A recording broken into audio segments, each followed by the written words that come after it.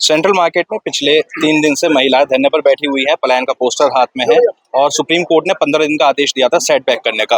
लेकिन इस बीच में एक राहत की खबर लेकर जो सेंट्रल मार्केट के पूर्व निवासी हैं हेमंत सिंह, हम यहाँ पे पहुंचे हैं।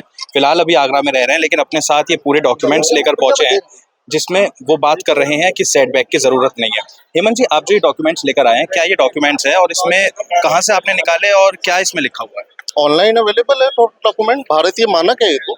और दूसरी बात ये हमारा यूपी हाउसिंग डेवलपमेंट बोर्ड की रेगुलेशंस है 1982 की, जिसके अंतर्गत ये पूरी हाउसिंग डेवलप की गई थी। यहाँ पर इस हाउसिंग बोर्ड की डेवलपमेंट पॉलिसी के अंतर्गत इन्होंने एक प्रोविजन दिया हुआ है पार्ट नंबर 4 में, लो इनकम हाउसिंग, जिसमें साफ कहा है कि लो इनकम हाउसिंग के जो स्टैंडर्ड्स होंगे वो इंडियन स्टैंडर्ड्स 8888 के अनुसार होंगे। ये इंडियन स्टैंडर्ड्स 8888 साफ बोलता है, it shall not be made mandatory to leave setback on any side. कितने मीटर तक के प्लॉट? आपके पास लो इनकम ग्रुप में 25 मीटर से लेके 60 मीटर तक के ये हाउसिंग डेवलप कर सकते हैं लो इनकम हाउसिंग में। और यहाँ पर जो थे 25 मीटर से लेके वही है 60 मीटर तक के, इससे बड़ा नहीं है। लो इनकम हाउसिंग के ये पूरा एरिया लो इनकम हाउसिंग का, इसीलिए ये मानक जो है उस समय मैं भी समझ रहा हूँ आवास विकास ने यही मानक उस समय अप्लाई किया हो।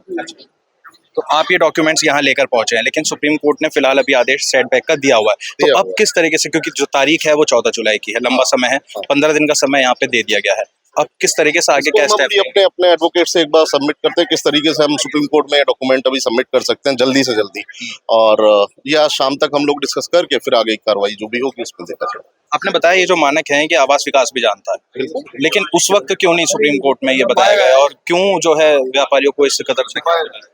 मैं ये समझ रहा हूँ एक्चुअली क्या है, आवास विकास की भी शायद एक गलती रही होगी, क्योंकि उनकी हाउसिंग बोर्ड पॉलिसी 2008 में ड्राफ्ट हुई।